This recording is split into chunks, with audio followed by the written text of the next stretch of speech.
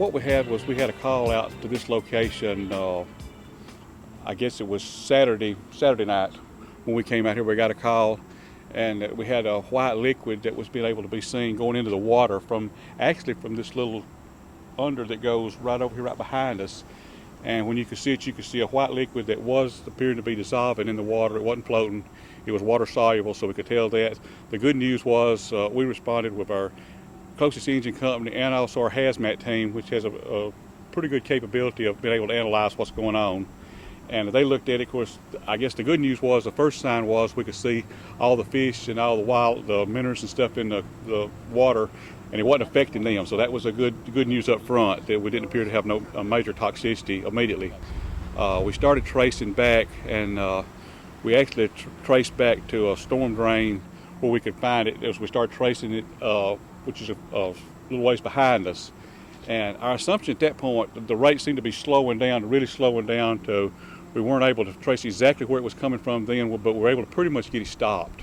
Water Pollution Control came in with a truck and actually pulled out what water was in those storm drains, and then we flushed some more water to make sure that it was clear at that point that we had it stopped. The only problem we had, we still didn't have the problem solved of where exactly it came from. But we felt like we had the situation under control at that time, and then we agreed that we would come back this morning and Water Pollution Control would use some of their robot type cameras that could go up through there and they could trace it and follow it back to see where it come from. And I think between our hazmat team responded back with them, and they looked, I know Chief Brittany, so the hazmat team, they worked with looking, keep lifting up some of the lids on some of the storm drains till they could trace it back. And we actually traced it back to the source was where some painting was taking place at the Madison County Courthouse, I think in the garage area, the basement area up there. And the best we can find out this time, Adam has looked at it, we've looked at it, it's water-based type latex is what we're pretty sure of. It's real environmental friendly, so thankfully we don't have an environmental problem from that per se, as bad as something could be.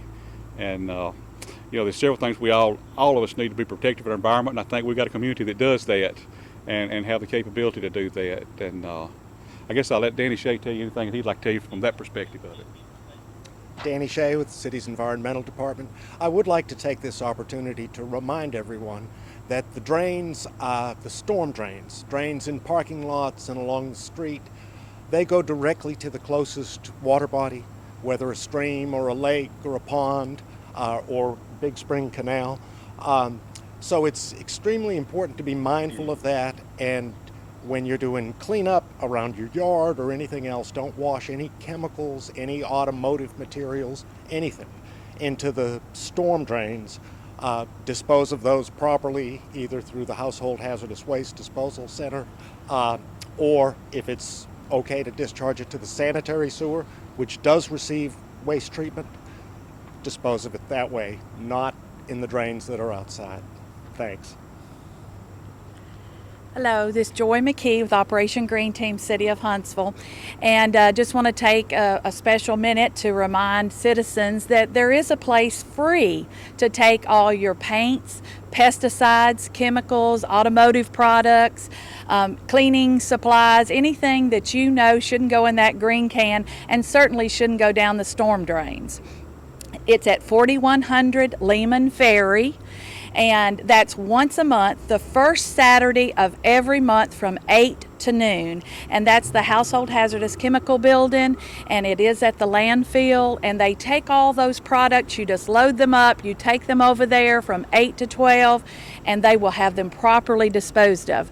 Batteries, old car, automotive items, just anything that you need to get rid of, they will take it, and it's free. It's free to all our citizens. So it's a great program that the Solid Waste Disposal Authority actually does every month. So please take advantage of that. I don't think there was any intent, anything to cause any kind of problem. It was just something that seemed like a very simple operation that with no bad consequences at all intended, and just didn't realize how it would play out. And luckily, in some ways, this county is a freebie. We've not damaged any wildlife, we've not damaged our environment, and probably have brought an awareness to this. It's given us the opportunity to make something positive out of it for everyone to be able to say in the future, this is how we do stuff.